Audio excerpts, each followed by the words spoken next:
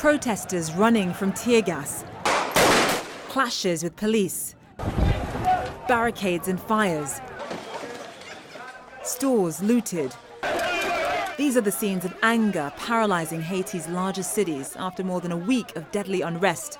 The demonstrators are demanding their president's resignation. I'm in this situation because of the Haitian president.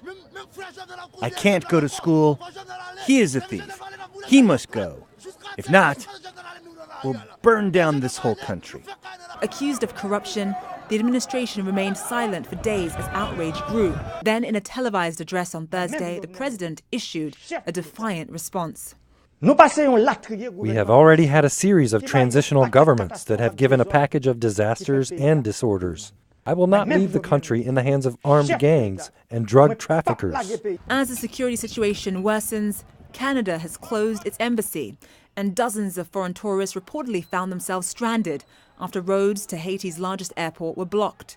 The U.S. has ordered all non-emergency personnel and their families to leave, and advising U.S. citizens not to travel to Haiti due to crime and civil unrest, citing widespread, violent and unpredictable demonstrations. Meanwhile, humanitarian aid agencies are evacuating some staff who have been working to provide relief for the impoverished nation.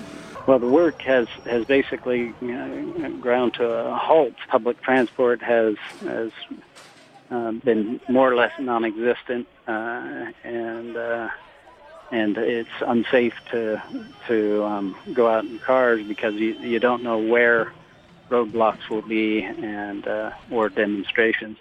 Haiti remains one of the poorest countries in the Western Hemisphere. And after a devastating earthquake in 2010 that killed more than 200,000 people, despite international efforts to help, the state of the economy remains in a state of disarray. The price of the dollar is going up and up and up. We can't stay in this situation. There will surely be a revolution in the country. Besides skyrocketing inflation, reports of a long-running corruption scandal are also fueling unrest. Billions of dollars earmarked for social development in Haiti allegedly went missing, sparking anger among citizens with little left to lose. Zain Asher, CNN. As we said, 8 Canadian nurses, they started a GoFundMe page so they can get out of Haiti. They needed $9,000 and they've already raised more than $16,000. We spoke to one of those nurses, Tracy Hata, moments ago. She described the scene outside the compound they're trapped in. The pastor that is the director of the compound has instructed us not to go outside into the community across the highway, which is where the roadblocks are.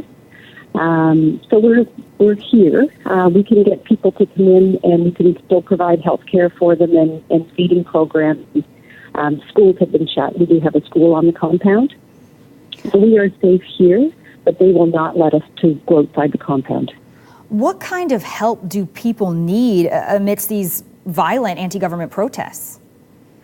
I think I'm not a political person, but I think that they would want the president to step down so that they're very destitute down here, and the ones that we're actually treating, they live in huts, they sleep on the floor, they have no running water, they have no bathrooms, they have zero health care.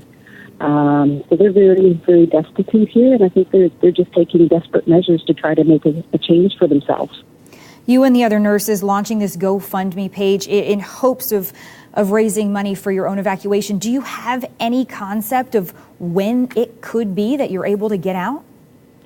We have secured a helicopter as of about 9 o'clock last night. We secured a helicopter, which is a Haitian helicopter, to take out on Monday. Tracy tells us the helicopter will land at the compound and fly them directly to the Port-au-Prince airport. That way, they don't have to try to make their way through any of the violence or chaos on the streets.